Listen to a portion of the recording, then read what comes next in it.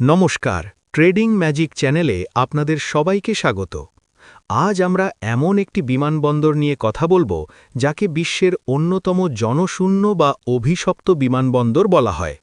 এই বিমানবন্দরটি শ্রীলঙ্কায় অবস্থিত, যার নাম হল মত্তলা রাজাপক্ষ আন্তর্জাতিক বিমানবন্দর। সম্প্রতি এই বিমানবন্দরটি নিয়ে শ্রীলঙ্কা সরকার এক বড় সিদ্ধান্ত নিয়েছে।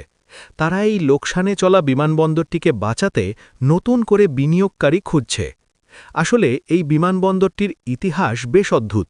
এটি তৈরি করা হয়েছিল বিশাল স্বপ্ন নিয়ে, কিন্তু আজ এটি শ্রীলঙ্কার অর্থনীতির জন্য একটি গলার কাঁটা হয়ে দাঁড়িয়েছে। চীনের কাছ থেকে চড়া সুদের ঋণ নিয়ে এই বিমানবন্দরটি তৈরি করেছিলেন শ্রীলঙ্কার প্রাক্তন প্রেসিডেন্ট মহিন্দা রাজাপক্ষ।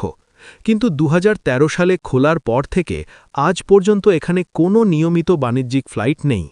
পরিস্থিতি এতটাই খারাপ যে এই বিমানবন্দরের আয় দিয়ে এমনকি এর ইলেকট্রিক বিল মেটানোও সম্ভব হয় না। এর আগে শ্রীলঙ্কা সরকার চেষ্টা করেছিল ভারত আর রাশিয়ার একটি যৌথ কোম্পানির কাছে এই বিমানবন্দরটি ৩০ বছরের জন্য লিজে দিতে। সৌর্য অ্যারোনটিক্স এবং রাশিয়ার একটি এয়ারপোর্ট ম্যানেজমেন্ট কোম্পানি এই পরিকল্পনায় যুক্ত ছিল, কিন্তু ২ বছর পার হয়ে গেলেও সেই পরিকল্পনা শেষ পর্যন্ত বাস্তবায়িত হয়নি। আর সেই কারণেই শ্রীলঙ্কা সরকার এখন মরিয়া হয়ে নতুন বিনিয়োগকারীদের জন্য আবেদন জানাচ্ছে। এই মত্তলা বিমানবন্দরটি নিয়ে আরও কিছু চমৎপ্রদ তথ্য রয়েছে।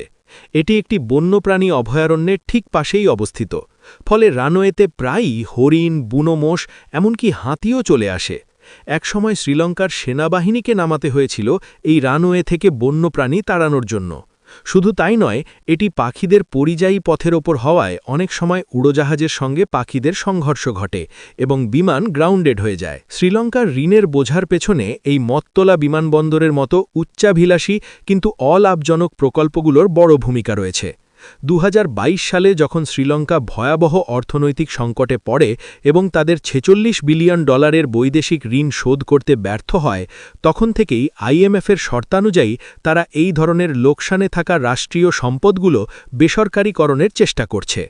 শ্রীলঙ্কা সরকার এখন বলছে এই বিমানবন্দরের আশেপাশে পর্যটনের অনেক সম্ভাবনা রয়েছে এবং বিনিয়োগকারীরা চাইলে এখানে বড় ধরনের ব্যবসা গড়ে তুলতে পারেন। যদিও বর্তমানে এটি শুধুমাত্র কিছু চার্টার্ড বিমান এবং জরুরি অবতরণের জন্য ব্যবহৃত হয়, কিন্তু একে একটি লাভজনক ব্যবসা হিসেবে দাঁড় করানোই এখন বড় চ্যালেঞ্জ। এই ছিল আজকের বিশেষ খবর। আমাদের ভিডিওটি যদি তথ্যবহুল মনে হয় তবে অবশ্যই একটি লাইক দিন এবং আপনার বন্ধুদের সাথে শেয়ার করুন। শ্রীলঙ্কার এই পরিস্থিতি নিয়ে আপনার কি মনে হয় আমাদের কমেন্ট করে জানান। আর দেশ বিদেশের এমন আরও গুরুত্বপূর্ণ খবর সহজভাবে পেতে এখনই আমাদের ট্রেডিং ম্যাজিক চ্যানেলটি সাবস্ক্রাইব করে পাশে থাকা বেল আইকনটি চেপে দিন। আজ এখানেই শেষ করছি। দেখা হবে পরবর্তী ভিডিওতে। ভালো থাকবেন, সুস্থ থাকবেন। ধন্যবাদ।